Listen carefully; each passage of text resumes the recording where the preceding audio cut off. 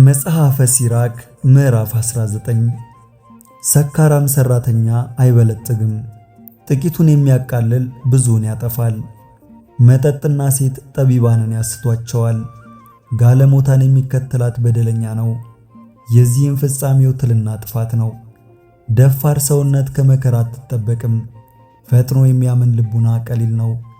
ኃጢአትን የሚሰራም ራሱን ይበድላል፣ ልቡናውን ደስ የሚያሰኝ ሰው ይደነቃል።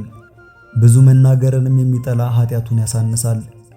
የሰማኸውን ቃል አታውጣ አትድገመውም፣ ለዘላለሙም የባሰ አያገኝህም። በወዳጅህና በጠላት ዘንድ የምትናገረው ነገር አይኑር። ስህተት የሠራኸው ኃጢአትህንም አትናገር። ቢሰማ አይሰወርልህምና እስክትሞትም ድረስ ይጠብቅሃል። የሰማኸውን ቃል አታውጣ፣ ከዚህም በኋላ የሚያገኝ ክፉ ነገር እንደሌለ መን። አላዋቂ ሰው የሰውን ነገር እስከሚያወጣ ድረስ ይቅበዘበዛል። ልጅ የምትወልድ ሴትም በምጥ እንደምትጨነቅ ይጨነቃል። የተወጋ ሰውም ጦሩን ከላዩ ይነቅል ዘንድ እንደሚቸኩል አላዋቂ ሰው የሰማውን ቃል ያወጣ ዘንድ ይቸኩላል።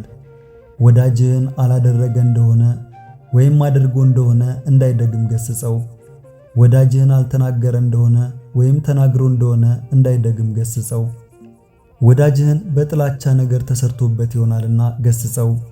ከልቡ ሳይፈቅድ የሚሳሳት ሰው አለና የነገሩህን ነገር ሁሉ አትመን።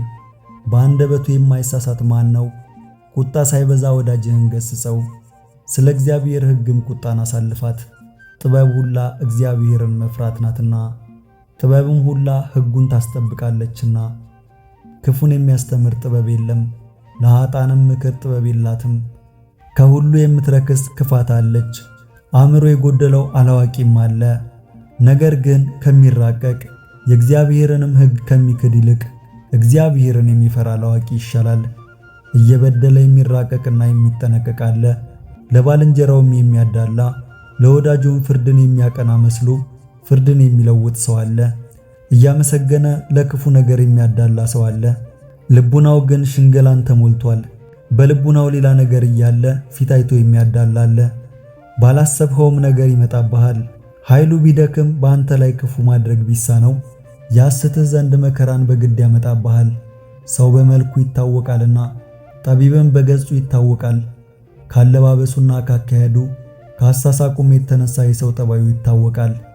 ለበጎ ነገር ሳይሆን የሚገሰጽ ሰው አለ፣ አዋቂ ሆኖ ሳለም ዝም የሚል ሰው አለ። ነገር ግን ከመንቀፍ መገሰጽ ይሻላል። ስህተቱን የሚያምን ከጥፋት ይድናል።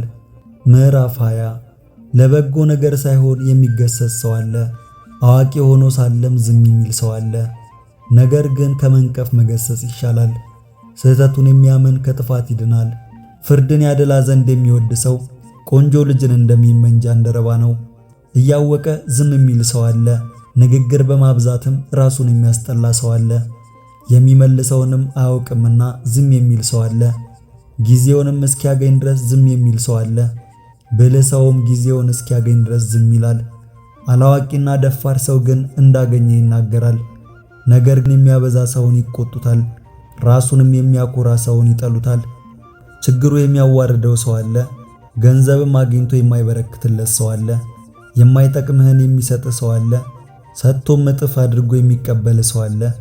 የማይጠቅምህን የሚሰጥህ ሰው አለ፣ ሰጥቶም እጥፍ አድርጎ የሚቀበል ሰው አለ። እየተቸገረ ራሱን የሚያኮራ አለ፣ ራሱን በማዋረዱም የሚከብር አለ። በጥቂት ብዙ የሚገዛ አለ፣ 7 እጥፍ ያደርገውም ዘንድ ይፈልጋል። ብልህ ሰው በቃሉ ራሱን ያስወድዳል፣ የአላዋቂዎች ስጦታ ተወዳጅነት የላትም። አላዋቂ ሰው ጥቅምና ተወዳጅነት የሌለውን ገንዘብ ይሰጥሃል። ጥቂት ቢሰጥህ ብዙ እንደሰጠህ ይላገድብሃል፣ በአንተም ላይ ነገሩን ያበዛል። የሰጠህንም ይናገርብህ ዘንድ በአደባባይ ይዞራል። ዛሬ ቢሰጥህ ነገ ይከፍልሃል። እንዲህ ያለው ሰው የሚያስጠላ ነው። አላዋቂ ሰው ግን ወዳጅ አልፈልግም፣ ምን ይጠቅመኛል? በጎ ነገርን ያደረግኩለት እኔ ዋጋን አላገኝምና። እህሌንም የሚመገቡ ሰዎች በእኔ ክፉ ነገርን ይናገራሉ። ሁሉም ሁልጊዜ ያሙኛል፣ በእኔም ይስቃሉ ይላል። በአንደበትህ አድጦ ከምትወድቅ በምድር ላይ አድጦ ብትወድቅ ይሻላል። እንዲሁ የክፉ ሰው አወዳደቅ ፈጥኖ ይመጣል። እንዳገኘ የሚናገር ሰው ራሱን ያስነውራል። ባላዋቂ ሰው አንደበት ምሳሌ ይጠላል። በተቸገረ ጊዜ እግዚአብሔርን ወደ መፍራት የሚመለስ ሰው አለ። ሰውነቱን በመልካም ታርፋለች፣ በማፈርም ሰውነቱን የሚያጠፋ አለ። ባላዋቂነቱም ሰውነቱን ያጠፋል። በማፈር ላይሰጠው ለወዳጁ ተስፋ የሚሰጠው አለ። ስለዚህም ነገር በከንቱ ጠላት ይሆነዋል። የሐሰተኛ ሰው ውርደቱ ክፉ ነው። ያላዋቂዎች ነገራቸው የተጠላ ነው።